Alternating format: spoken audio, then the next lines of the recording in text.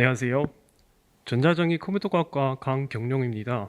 한국 유학생활 쉬운 것부터 자연스럽게 시작이라는 주제를 가지고 이야기를 나눠보도록 하겠습니다. 내용에 앞서 우선 오늘 핵심 키워드인 학생 성공이 무엇인가인데요.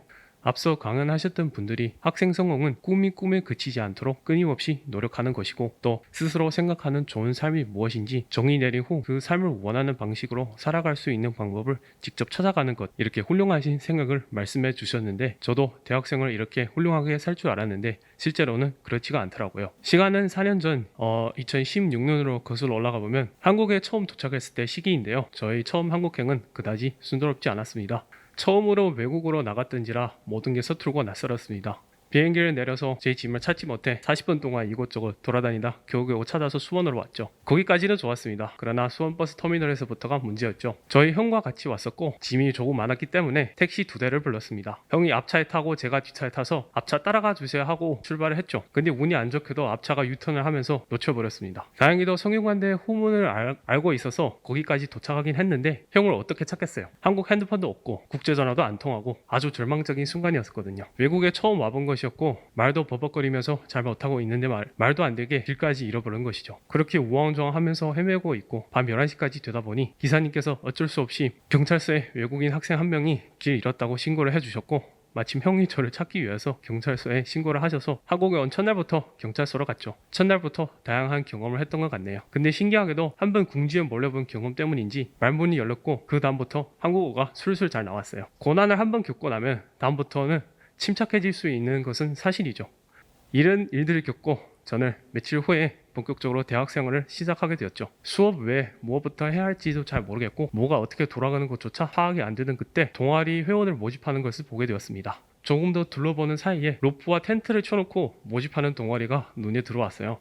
저건 뭐지? 캠핑 동아리인가 하고 고민하다 지원을 하게 되었죠. 나중에 알고 보니 캠핑 동아리가 아니라 산악부였던 거예요. 산악부 이름 멋지지 않나요? 등산하고 산 타는 동아리 괜찮은 것 같아서 처음으로 동아리 활동을 하기 위해 서울로 갔는데, 또 알고 보니 등산뿐만 아니라 암벽 등반, 클라이밍까지 하는 산악부 동아리였던 것입니다. 이렇게 재미로 반 끌려서 반으로 동아리 활동을 했던 학기 동안에는 선배님들과 만나고 활동을 하면서 한국 문화를 조금씩 알아가게 되었고 좋은 경험을 할 수 있었던 건 기회였던 것 같은데요. 무엇보다 제가 동아리 생활을 하면서 제일 인상 깊고 얻어가는 한 가지가 있는데, 바로 마음이 죽으면 몸도 같이 죽는다라는 말인데요. 선배님과 같이 4명이서 도봉산으로 산행을 하게 되었는데 시기는 초겨울이었고 산에 안개가 뿌옇게 끼어 있었는지 사람도 별로 없었어요.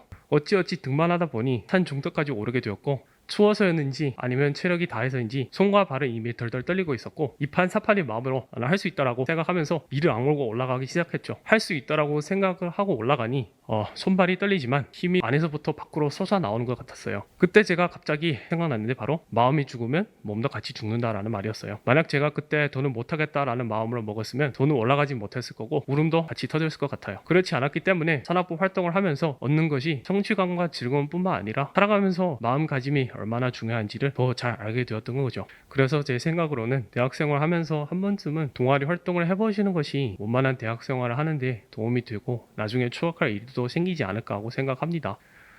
제가 동아리 활동뿐만 아니라 다른 활동에도 참여를 했는데 그 활동은 바로 사회봉사 활동입니다. 저는 해와치아봉사단에서 봉사를 하게 되었는데, 한국에 온 첫날부터 만났던 순경 옷을 입어볼 수도 있었습니다. 치안봉사단에서는 민간 순찰대와 같이 주민지역 순찰, 공공장소 불법 촬영 단속 등 활동을 할 수 있었죠. 그리고 캠퍼스 생활하면서 아쉬운 점이 있는데, 바로 복수 전공하는 것과 교환학생으로 해외 교환 프로그램에 참여하는 것입니다. 저도 2학년 때 복수 전공을 해야 되겠다고 생각을 했으나 결국 실천으로 옮기지 못했는데요. 지금 와서 보면 조금 힘들 수 있으나 이에 따른 성취감은 어마어마하지 않을까 하고 생각해 봅니다. 그래서 제가 복수 전공을 할지 말지 고민하고 계시는 분들한테 드리고 싶은 말은 꼭 하시는 것을 추천드립니다. 못하고 후회하는 것보다 하고 후회하는 것이 더 낫다고 생각합니다. 그리고 교환학생 프로그램인데요. 처음에 저는 외국인 학생이 뭔 교환학생으로 가라는 생각을 하고 관심을 두지 않았습니다. 그러나 한 번쯤은 알아봐야 되겠다고 생각해서 알아봤는데 유학생이 교환학생 프로그램에 참여할 수 있다고 하더라고요. 그럼 복전도 그렇고 교환학생도 그렇고 내가 해보지도 않고 남을 가라고 추천하는 이유가 뭔지 의문이 되실 텐데, 복수 전공도 그렇고 교환학생도 아무나 다 할 수 있는 것은 아닙니다. 한국에서 대인관계와 요령에 대해 얘기를 나눠보자면, 저는 일단 한국 사람들을 만나면서 실제로 부딪혀 봤습니다. 이렇게 시간이 지나면 한마디에서 두마디, 세마디로 늘어나게 되고 언제부터인가 그들도 저를 한국 사람처럼 대하시더라고요. 그렇게 저도 한국에서 한국 사람이 삶과 같이 빠져서 살아가게 되고 한국 사람처럼 생각을 하게 되었죠. 그리고 한국 유학 생활이 혼자서만 하는 것은 절대 아니거든요. 실은 세상 어디서나 다 같다고 봅니다. 실제로 유학 생활에서 중요한 것 중 하나가 친구였던 것 같습니다.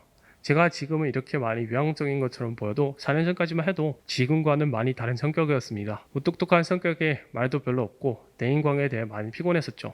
하지만 지금은 그렇지 않죠. 다른 것은 몰라도 유학 생활에 우울하거나 힘들 때 친구만한 존재는 없습니다.